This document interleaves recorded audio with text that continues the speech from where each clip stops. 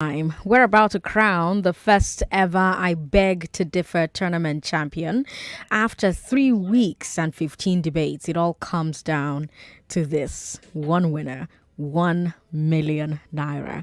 Congratulations to both of you for making it this far into the finals. It's not been easy. You made it out of over 100 students and then the top 16, and then here you are. Congratulations. Well done. Good job to both of you.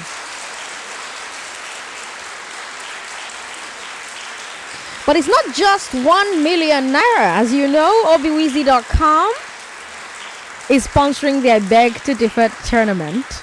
They're Nigeria's home of new and pre-owned gadgets, and they help their customers get these gadgets at affordable prices. They offer warranty, they offer repairs, they offer advisory, they offer after-sales service. They have prizes today for our top 3 finalists. Earlier today, they gave the third place debater a JBL Bluetooth speaker and a Porodo smartwatch valued at 118,000 naira.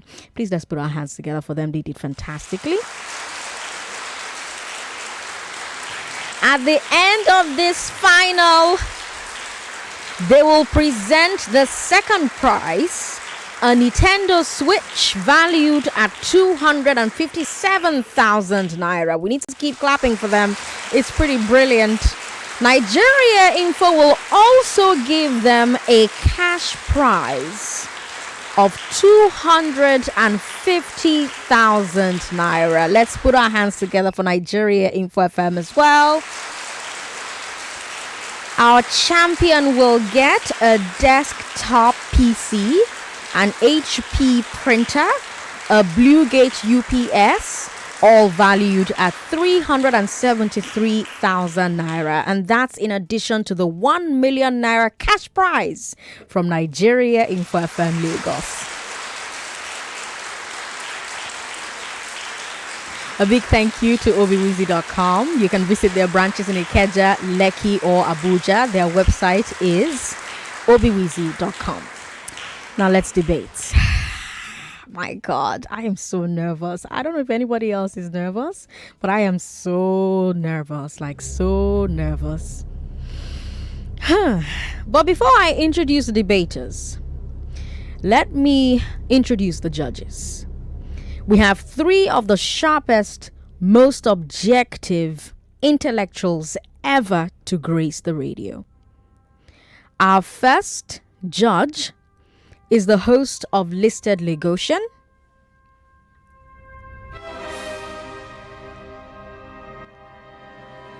and Danfo Conversations here on Nigeria Info, Ireti Bakare Yusuf. Thank you so much for joining us. Welcome to I Beg to Differ. Hello, Sandra. I'm more nervous than they are. I am so nervous. I know, right? Yes, right. Our second judge is a product management executive who has been in quite a few debates himself here on Hard Facts. And he's a chief. And as a chief, I'm sure he's used to judging matters. Chief Andy Oboforibo, welcome to I Beg to Differ. And then our third judge is the founder of SBM Intelligence. He's joining us virtually because he's out of the country on an important engagement. But he still made time to judge this debate. Chetawanze, welcome to I Beg to Differ. Thank you for having me.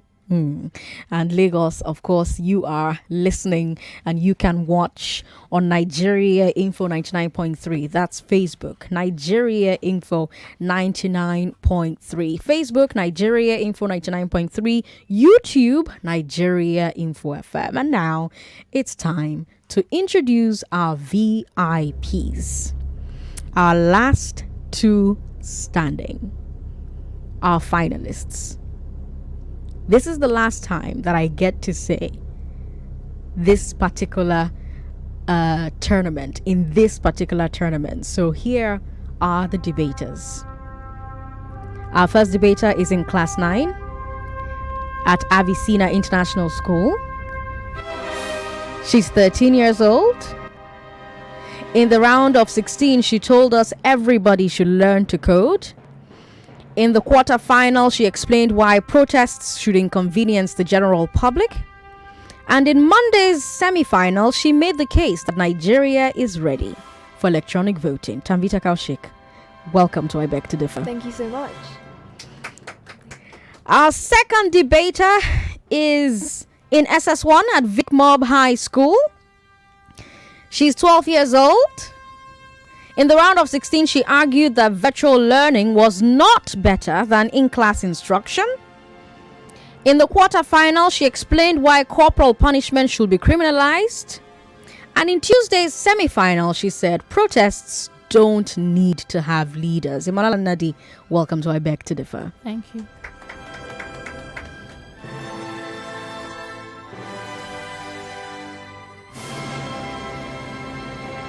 Now, because this is the final, it's going to have twice as much excitement as the other rounds. That's because the contestants will be debating two topics. But the rules of each topic are the same as in the semi-final. One of you will be in support. One of you will oppose. 2-minute presentations, 2-minute rebuttals, 2-minute closings. Our judges will judge all three rounds based on number, quality, and originality of unique points made. If you repeat a point, your score will not increase. So for our judges, if they repeat a point, their score will not increase. Clarity of thought and eloquence of presentation, number of opponents' points addressed, the strength of your rebuttal of each point. After the first topic, you will switch for the second. So whoever supported the first will oppose the second and vice versa. After you are done debating, each judge will choose a winner or declare a tie. The debater that is chosen by more judges as the winner is our champion. If you are tied on judge votes, we're going to count all the points that they awarded to you, and that will definitely get our winner. So there'll be no tiebreaker round today. So first, let's decide what topics. Let's decide. I think actually first, let's decide who is supporting which. So let's decide who is supporting and who is opposing, right? And then we're going to decide what topic you're going to debate first. So I have the ballot papers in my hand, 2 pieces of paper. Emmanuella, you pick first. You're on my right-hand side, so you're closer. And you, Tanvita.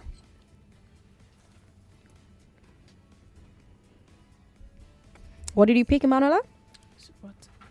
Supporting? Yes. All right. So Emmanuella Nnadi is supporting and Tanvita Koushik is opposing, which means in the second round, Emmanuella, you'll be opposing and Tanvita will be supporting.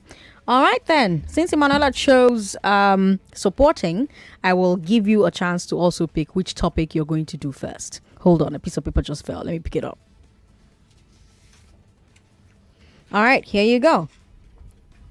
You decide what topic.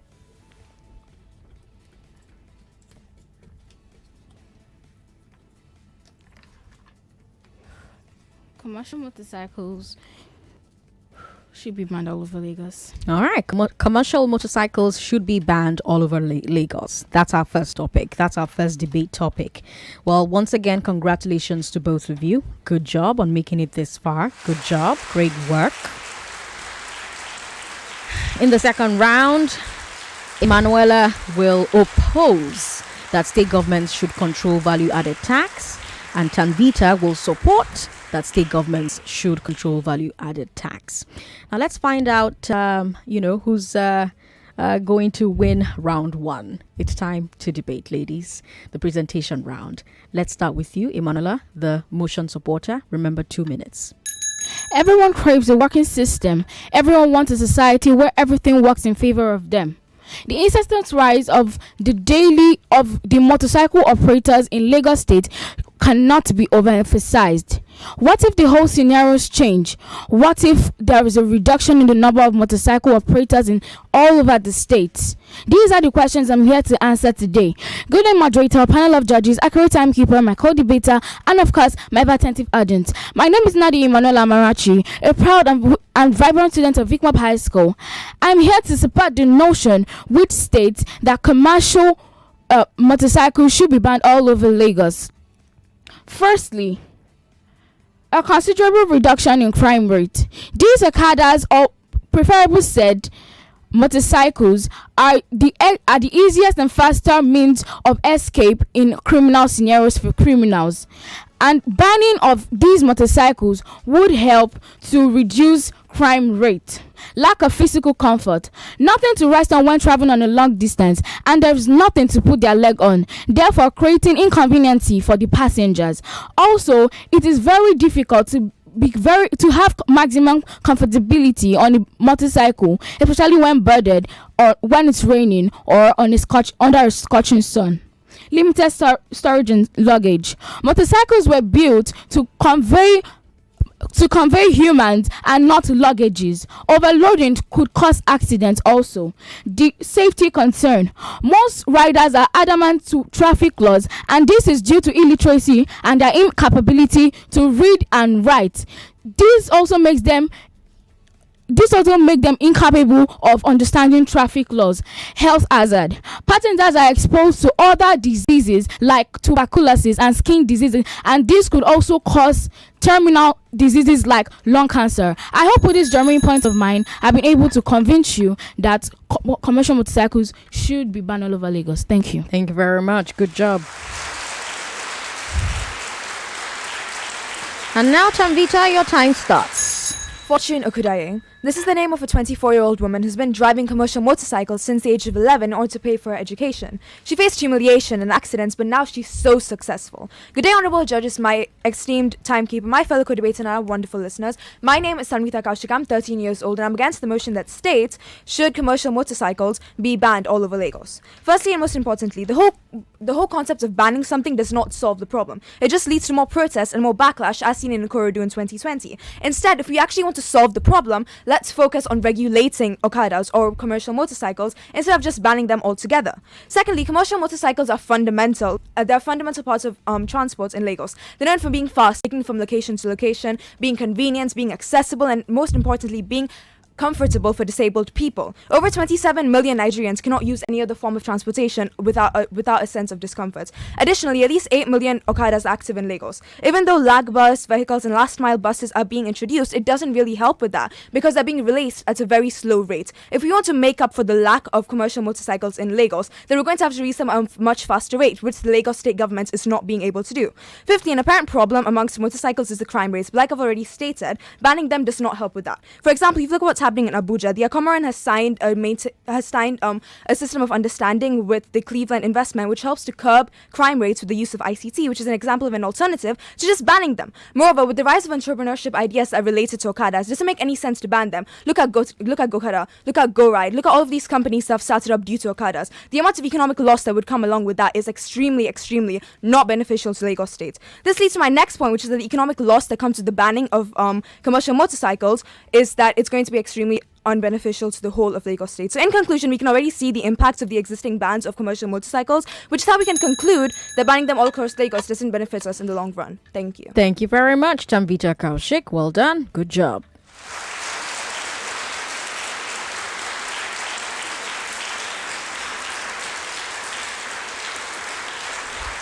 All right. It's time for round 2, the rebuttal round. Let's start with the motion supporter, and then we'll go to the motion opposer. Emmanuella? Economical breakdown. Would you rather risk your life to board or hop on a motorcycle than to just save your life or just prevent yourself from all these accidents? These accidents are due to recklessness of drivers, and they don't, like I said earlier on, they don't understand traffic laws. They don't obey traffic signs. This leads to bad conditions of their passengers. Also, I talked about health hazard. When a passenger boards or hops on a motorcycle, that passenger is at the risk of dying. Also, I'd like to state another point of that they constitute nuisance.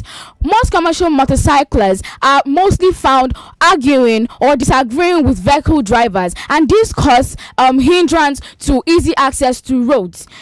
And also, they are seen they're seen riding on roads that are meant for beautification, or where flowers or trees are, and they also ride on pavements meant for pedestrians. They are also found as the number one they are found as number one people who disobey traffic laws.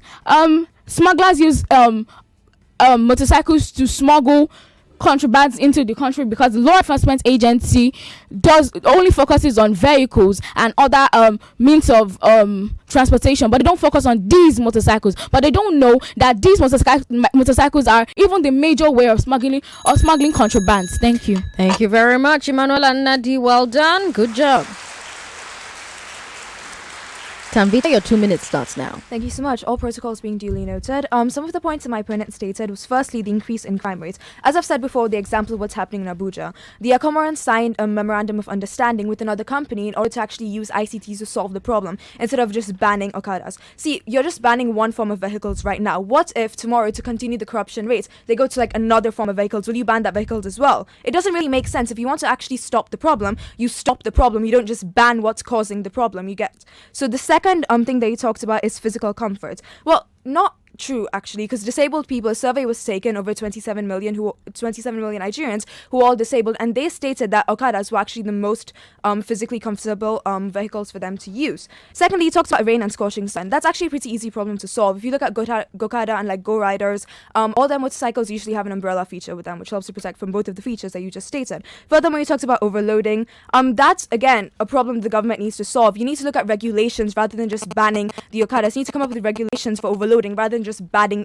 the system or banning the vehicle. Thirdly, he talks about illiteracy. That's actually not true. About 85% of people who drive Okadas or drive commercial motorcycles are said to be underemployed, like they're actually more educated. So it's not the illiteracy that's causing the problem. It's the fact that they just don't care, and that's where the government needs to step in and make them care through regulations. Furthermore, he talks about skin disease. That's just the problem of the people. They need to learn, they need to be educated again by governments, by NGOs, to understand how skin diseases are spread, and then they won't cause a problem anymore. So why do we need to ban the whole vehicle when we can just address every single problem and take the necessary precautions to solve each one?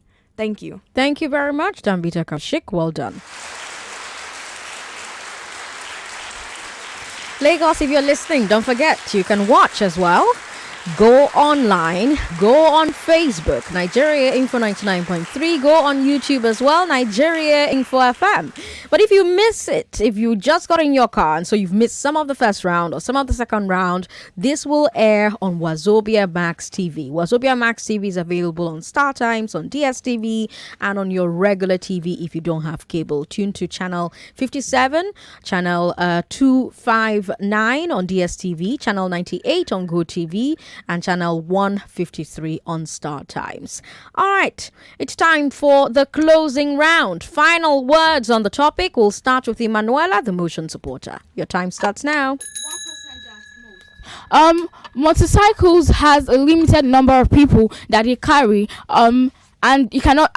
They have limited number of passengers that they can accommodate at a time.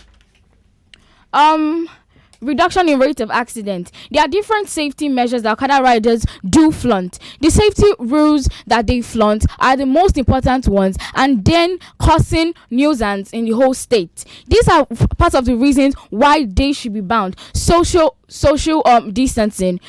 There cannot be social distancing observed when you board or hop on a commercial motorcycle. Why? Because people are squeezing themselves. People are they are just together on that place, and as we can see, as the spread of COVID-19 everywhere, we don't know how to protect this, and it's just by the grace of God that we've been here today. And just being on a commercial motorcycle is a risk of COVID-19. It is not as an excuse for joblessness. Let me also state that point. The question people should ask is that why do people risk their life in order just to feed for themselves? Don't they think of people who they leave behind? They say people, wives, children who are dependent on them. Those people, when they lose the people who they term as joblessness, are they just how do I put it? They tend to lose them just at the risk of commercial motorcycles. Indiscriminate parking. Since the motorcycles are their lord, they have no rules, they obey no rules. They decide to park and or keep their motorcycles anywhere they like, thereby constituting nuisance, as I said earlier on. Thank you. Thank you very much, Emmanuella and Nnadi. Good job. Well done. Brilliant work. Tanvita, your 2 minutes starts now. Thank you so much. All protocols being duly observed, I'd like to firstly state some more points in my favor, address some of the rebuttals that my lovely co-debater made, and lastly round up my statement. So 2 points I'd just like to quickly make. First is that commercial motorcycles serve as a backup career for people who move in from the outskirts of Lagos and then they try to make a job for themselves. In case they fail in trying to make a job for themselves, there's always the backup of making sure or joining a commercial motorcycle company. Furthermore, several companies and businesses require these commercial motorcycles in order for delivery and transport. And now I'd like to address some of the points that my co-debater made. So firstly, you talked about the recklessness, the nuisance, and the disagreeing with other vehicular like drivers. Again, whose fault is that?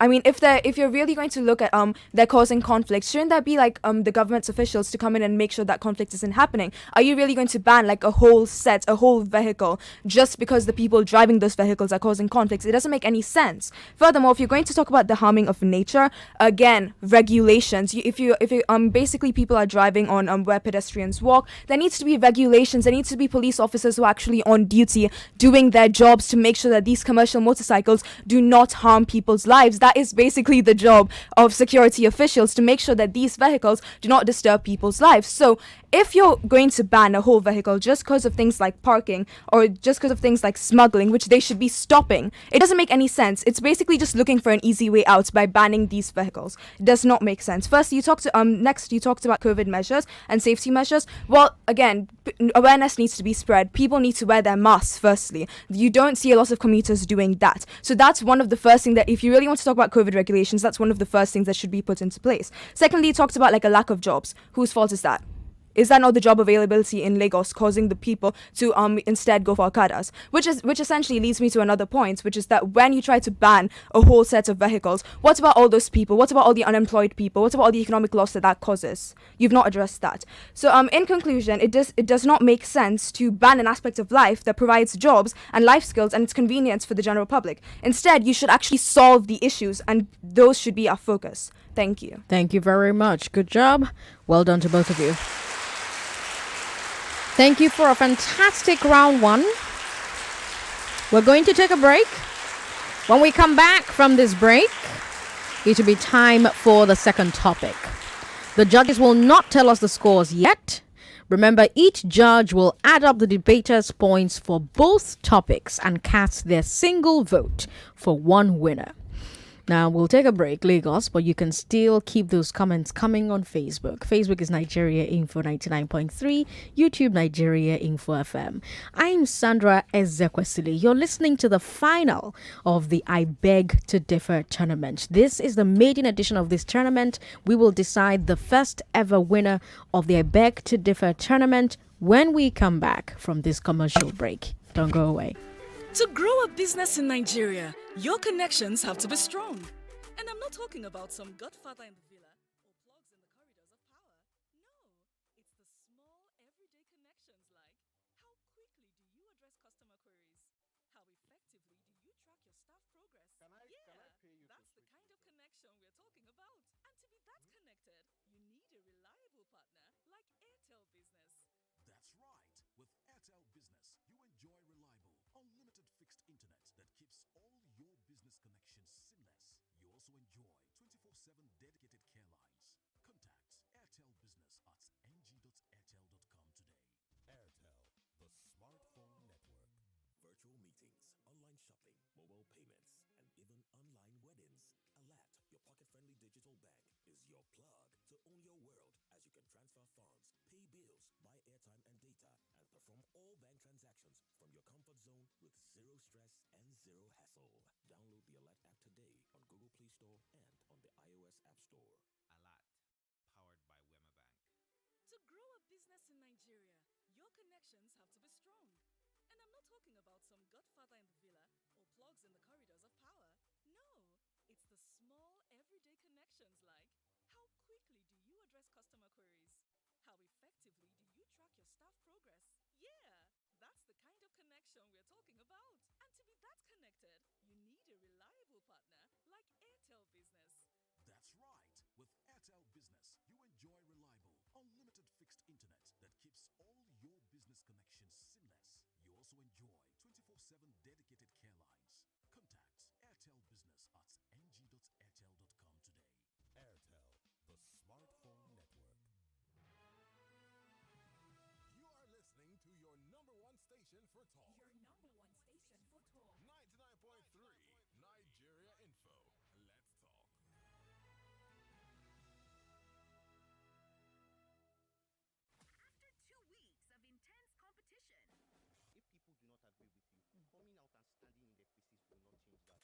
it's down to the final four. Proper punishment develops the brain, according to science. Take it or leave it. This week, Nigeria Info FM will crown the first ever I Beg to Differ debate tournament champion. But who will it be? Tanvita Koushik, The time starts now.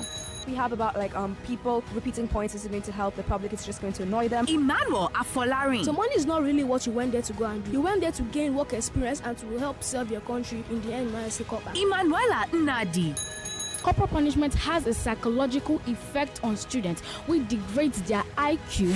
and Uchechukwu Golden. Cryptocurrency platforms do not allow the involvement of the government and their regulatory bodies. Hence, if the government should ban cryptocurrency, it will bring about. Semi-finals are live Monday and Tuesday at 4 p.m. Thursday at 3 p.m. it's the third place match. And then at 5 p.m. it's the final. One winner, 1 million naira. Sponsored by Nigeria Info FM and obiwizi.com.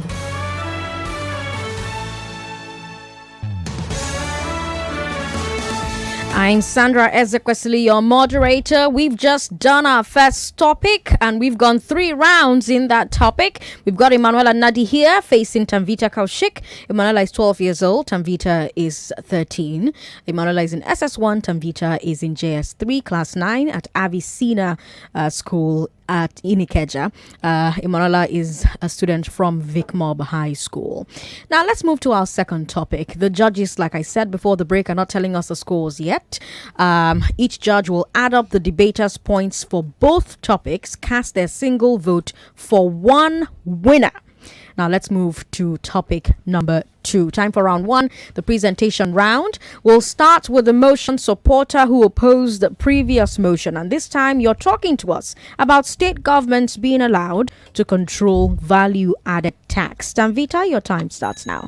Upton Sinclair once said, "It's difficult to get a man to understand something when his salary depends on his not understanding it." This is an accurate description of the state of the Federation as it wages battle against the federal government on the collection of the value-added tax in the country. Good day, honorable judges, my esteemed timekeeper, my fellow co-debater, and our wonderful listeners. My name is Tanvita Koushik. I'm 13 years old, and I'm for the motion that states state government should control VAT. So VAT is a consumption tax that is charged on the value that's added at each stage of production. Currently, it's being administered by the Federal Inland Revenue Service at a change rate of 7.5%. That being said, states should control VAT because they're closer to their people. The state obviously understands their people and the intricacies and challenges better than the federal government ever would. So they're more poised to help their populace using the VAT in ways that the federal government never could.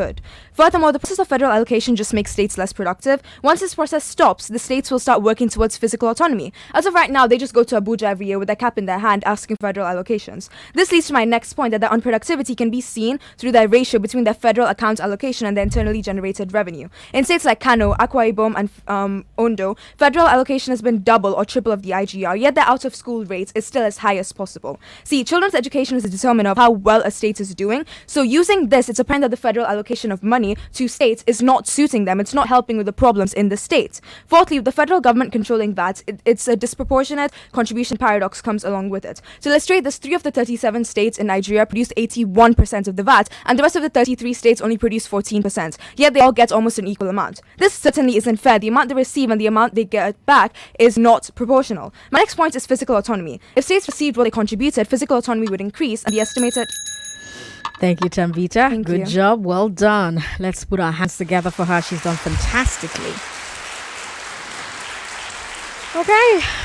Your 2 minutes starts now, Emmanuella. Very moderator, panel of judges, accurate timekeeper, my co-debater, and of course my attentive audience. My name is Nnadi Emmanuella Amarachi, a proud and vibrant student of VicMob High School. I strongly disagree with the notion which states that state governments should control VAT. the state does not have enough machinery to manage or regulate VAT. Right now, many states in Nigeria are short of machineries to control or to maintain VAT. So it is left to the federal government to just do such. Also, it doesn't give room for the marginalization of any state or tribe. The reason for most marginalization of tribes or states is because of their inefficiency for having or maintaining VAT. It gives every state a huge sense of belonging as being part of a nation. It allows every state to have every sense of belonging, like I said, and be part of a country's revenue. It's a very complex and difficult system of taxation. It's very advisable that the federal government should control or maintain tax, because it is very hard and it is a difficult way of taxation of these citizens.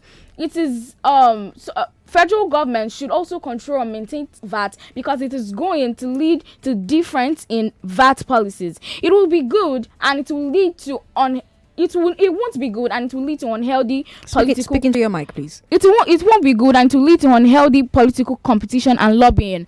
Also, I want to state the point which says that it increases the lack of accountability and aiding more competition between the state government and the local government. In conclusion, it is very costly to operate. Thank you. Thank you very much, Emmanuella. Good job. Well done. Don't forget, Lagos, you can watch live on 99.3 Nigeria Info. That's our website. You can watch on Facebook, Nigeria Info FM. You can also watch on YouTube, Nigeria Info FM. Let's now move on to the second round of this topic, the rebuttal round. And this time we'll start with the motion supporter. Tanvita, your 2 minutes starts now. All protocols being duly noted, I'm here to counter some of the points that my opponent put forward. So firstly, you talked about the marginalization of states. Well, yeah, that would actually reduce when states start to control their own VAT, because as of right now, whenever the government has the federal account allocation, so essentially it just takes all of the VAT and then gives it out based on what's necessary. When states control their own VAT, they can be able to spend the money as they would like, which would help for some states which would help for the marginalization of states to reduce. Furthermore, he talks about difficult taxation. That would essentially help the states once the states start to control their own VAT, they'll start to tackle the problem of difficult taxation by themselves, which the federal government has not been able to tackle. See, you also talked about accountability, which plays into this. So once you give states more power and more responsibility, that responsibility is a burden to them and they need to start taking control of it, right? The physical autonomy is going to jolt them into actually doing something that's been overdue for a very long while. Once you give them a responsibility as huge as this, they will start to manage the money more. They'll start to manage the money better, because now international forces will be looking at them because of a change like this has happened, because this system has been in place since the 1990s. Once a change like this happens, there will be so much international pressure. Furthermore, you talked about the difference in VAT policies. Again, this is just going to help Nigeria become even more united, because you talked about the difference in VAT policies, so they're obviously going to have to come together to work on their VAT policies and make sure that they're aligned and it won't cause any double taxations or things like that. So it's actually going to help the states have similar policies, which has been lacking severally before. So I hope that I've been able to counter some of your points and help you to see clarity on some of these points. Thank you. Thank you, Tanvita. Koushik. Emmanuella, your 2 minutes starts now. 5 to 80% of the businesses and services carried out in Nigeria are on the federal level rather than on the state level. So seeing the federal level or seeing the federal government as a way of, or as a place, or let me just put it this way, the federal level or the federal government is a way or generates more income in the country. It increases the financial muscle of the country. I want to ask you a question, Tanvita. Do you think that the state government should rather control VAT than the federal government? Because don't you know that the state is under the country and the federal government is also the country, if you don't know, and it also attracts foreigners. When the federal government is able to mobilize and is able to use this VAT properly, the state or the federal government officials are able to beautify and able to do more things that will attract international business proposals, and this will attract foreign investors. It also reduces the level of corruption, especially at the state level. There will be so much accountability on the federal level than on the state level because of the level of corruption, and this will help to reduce corruption at a certain rate. With the enormous cry for restructuring in the nation, it is clear that the old system of state government regulation of VAT has failed. Therefore, federal government should regulate VAT. Thank you. Thank you very much, Emmanuella and Nnadi. All right, good job. Woo! We're almost there. It's time for the closing round.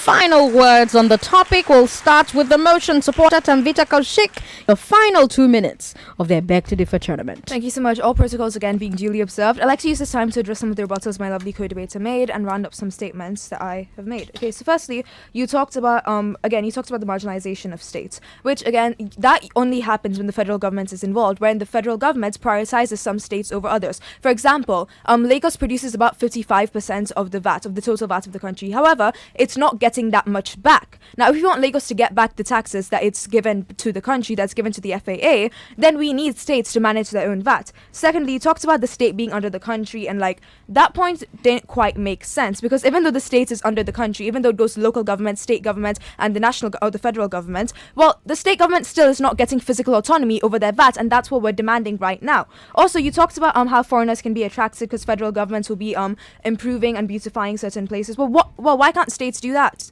I'm asking you a question. So why can't states beautify the states as well? In fact, they can do it better simply because they know their states better than the federal government does. Federal government has to take care of 37 states if you count the FCT. So each state is more specialized. They'll know what to do. Furthermore, you talked about accountability, which I already addressed. Giving them more responsibility will make them take accountability. International pressure will make them take accountability. Furthermore, you talked about curbing corruption. Well, you can't just directly skip to federal government and start to curb corruption, right? You've got to start from middle level. So you start from the local government, then you go to the state governments. Right now, what we're trying to curb corruption in the state government by giving them more responsibility and putting more pressure on them to do the right thing, to jolt them into action. Furthermore, you talked about the state government having failed. We've not given them an opportunity to proceed or to do anything, and you're already talking about their failure? That's very pessimistic of you. So thank you. Oh my goodness. Thank you very much. I am grateful I'm not a judge. That's all I'm going to say. Emmanuella, your 2 minutes starts now. It helps the federal government to easily plan and manage the budget. When the federal government are collecting VATs from the state government, they have a clearer view of what they want to use them to do in order for the progression of that country. Also, control of VAT with the federal government will help them to generate more revenue. For example, the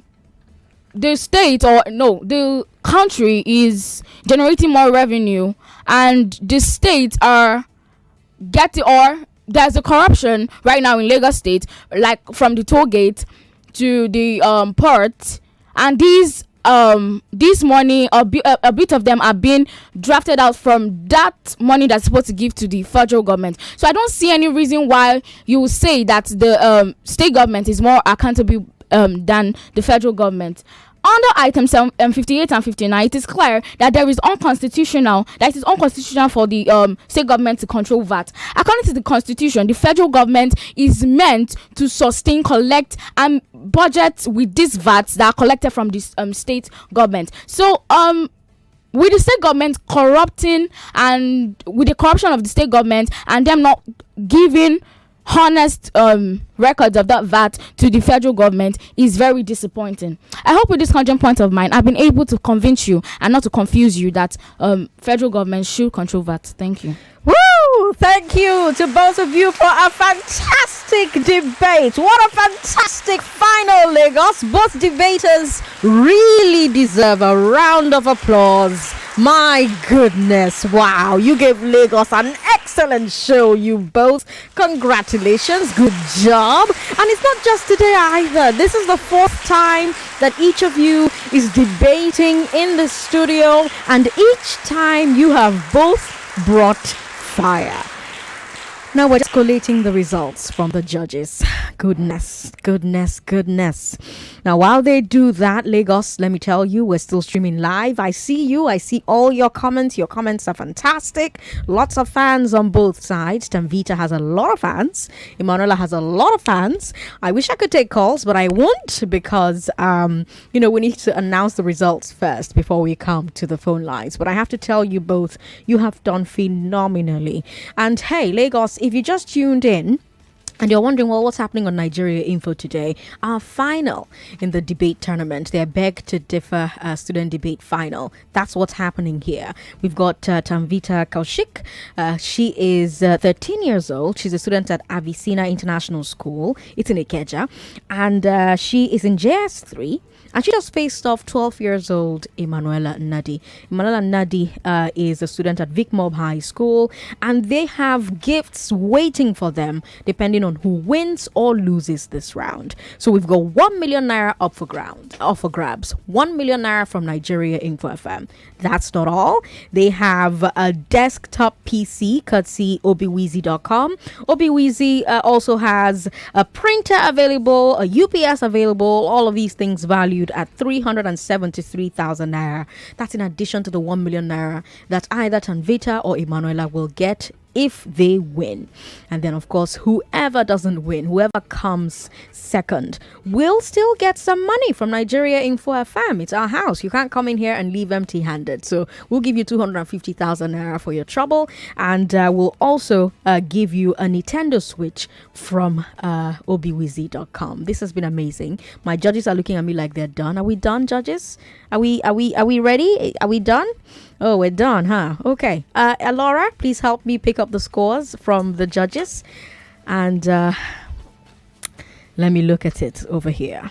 All right. Let's see if Cheta is also done. This our collection center is very peaceful.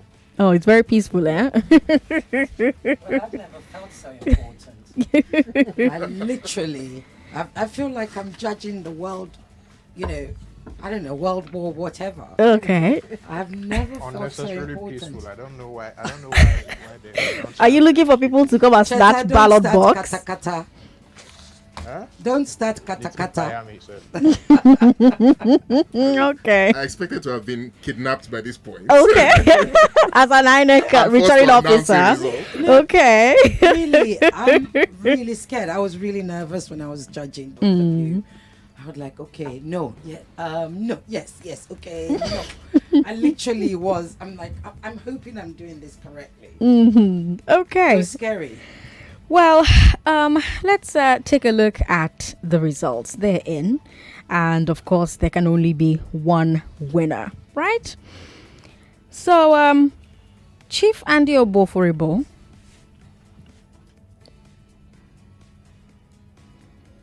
gave the first and the second rounds. I'm talking about the topics now. The winner of both rounds from our judge, Chief Andy Oboforibo, was Tanvita Koushik.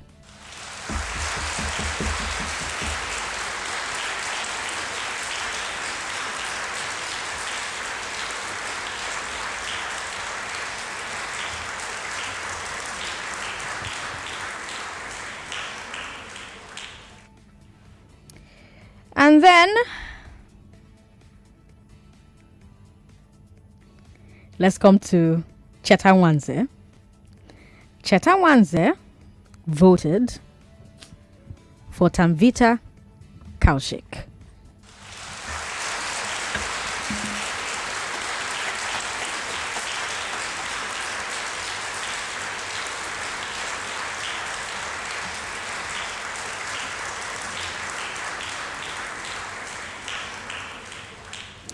Ireti Bakara Yusuf also voted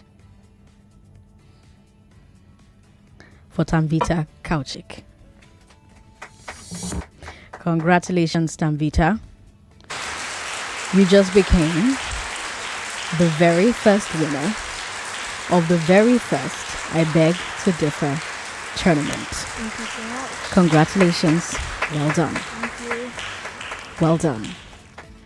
I want to congratulate both of you for doing amazing. Now it's time for the presentation of gifts.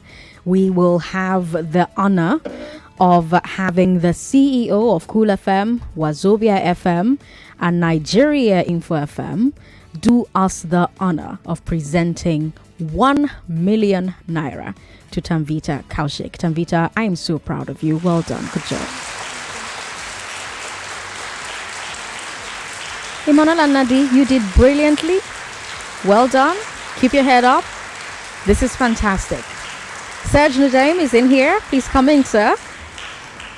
Tanvita, get up, please. So you come this way. This is where the presentation will happen. Can you have that mic, please? Thank you. All right. So we have our winner. Tanvita did. Tanvita won. Wow, congratulations. How do you feel? Just grateful, I guess. Just grateful for the opportunity. Is it working now? Yes, it's working now. How do you feel? Congratulations. Thank you so much. I feel grateful, I guess, to everyone who's helped me, like for my family, to like my parents' driver, to the school, to everyone. Like they've all helped me so much. Okay. I could not have done this by myself at all. So just a big thank you to everyone. All right. So I just want to say congratulations to all the contenders, all those who have participated in the debate. I don't think there are any losers. I think everybody is a winner in this contest. And while I'm sure you're going to enjoy the prize, I think the journey is just as important because you take the memories and the experience along with you. And I think it's going to serve you very well. Nonetheless, congratulations to everyone. Well done, Sandra. Well done, the judges as well. Have they been fair? They've been very fair. I think they've been very fair. I think they've been very fair. I was so nervous. Yeah, I could. Well, one thing that did surprise me was the speed at which they had to make their points. I felt that was pretty challenging. And some of them really did a great job. It tells you we have to reduce the time Nigerian food callers have when they call into the shows. If they can do it in 2 minutes, so can you. Yeah. You don't need 5 minutes. Great. So, yeah, well done. And we hope to have more of these debates. And can I see the number there? 1 million. That's not bad. Not bad at all. Let's see how you'll spend that. So congratulations. Well done. There you go. All right. So while that is happening, while the presentation is happening, we're also taking pictures. Lagos, you can watch that happen live on air on Nigeria Info 99.3. That's our Facebook. We also have YouTube. YouTube is Nigeria Info FM. All right, and then Emmanuella and Nnadi, it's time to also receive yours, Serge, if you don't mind. Can we have Emmanuella's check? Because Emmanuella has done fantastically. So well done, Emmanuella. I heard. Well done. Good job. They can have a piece of it. It's all yours, actually. It's not bad.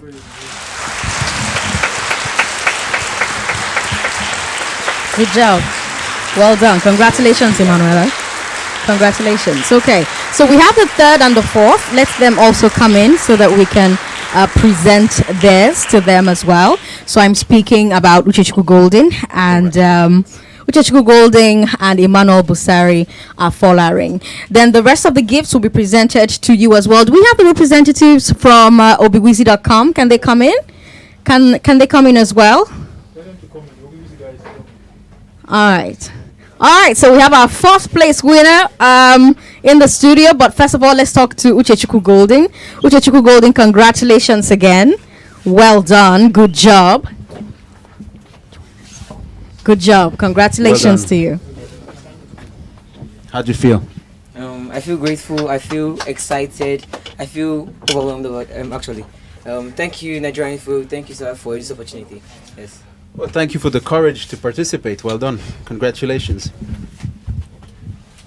Maybe give him a handshake as well. Yeah. Well, it's COVID. Should he be giving him handshakes? I'm going to break protocol. All right. Congratulations. Well done. Good job. Okay, Emmanuel, it's your turn now.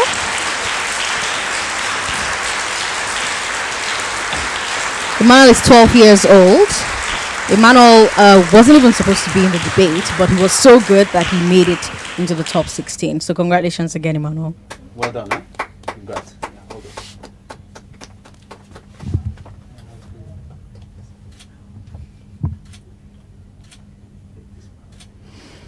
Of course, Lagos, you can watch this happen live on Nigeria Info's Facebook, Nigeria Info FM, on YouTube, Nigeria Info 99.3. Do we have the people from Obiwizi here? Yes, we do. Okay. So we have the co-founder of obiwizi.com in the studio with us. I'm talking about Kofoworola Onanuga. Thank you so much for sponsoring this. We do hope that you also sponsor again next year, because we have a few more editions happening next year. Did you listen? Did you have people that you were rooting for? What was it like for you? Hi Lagos, good afternoon Lagos. I listened from the quarterfinal, that's with Emmanuella and Tanvita. That was where I started listening from. And indeed, I must say, it's overwhelming to see young people come out, talk, and with so much confidence. It's really amazing. I enjoyed the show all through till the end. Thank you. We're glad to hear that. We're glad that we put together something that you enjoyed. And finally, good to see you, Sandra, in person. I listen.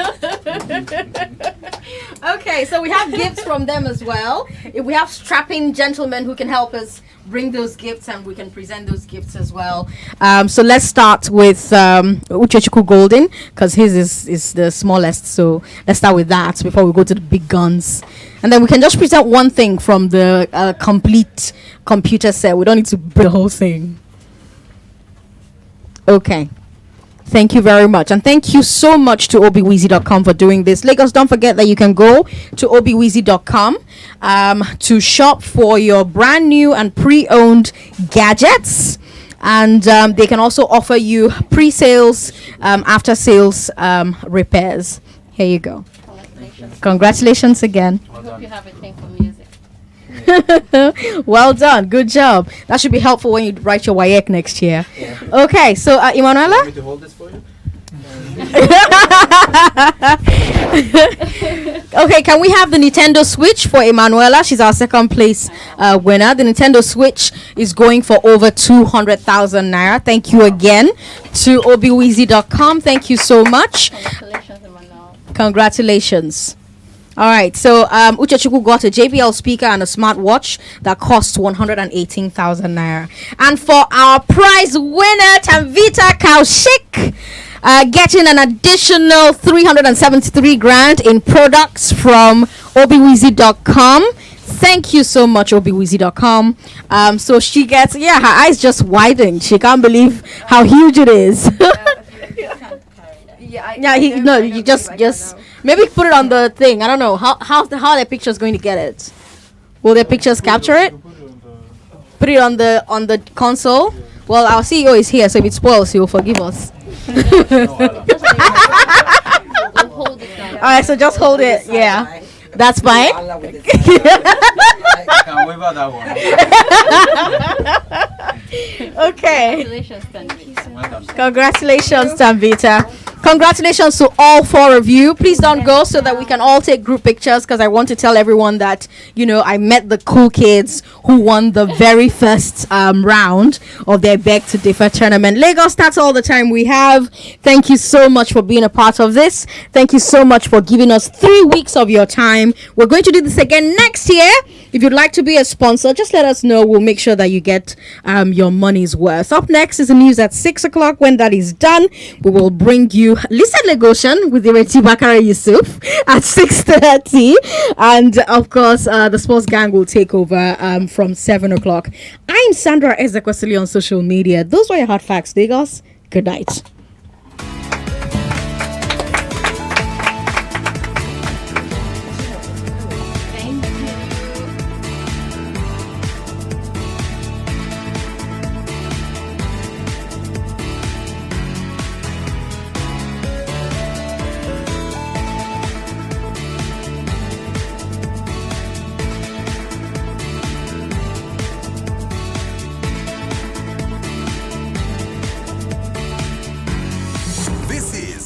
Voice note.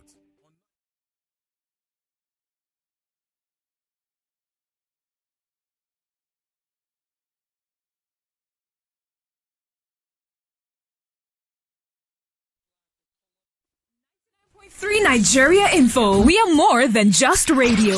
Subscribe to our YouTube channel at Nigeria Info FM. Check us out on Facebook at Nigeria Info 99.3. Follow us on Twitter at Nigeria Info FM and on Instagram at Nigeria Info FM Lagos for live updates as it happens. 99.3 Nigeria Info. Let's talk.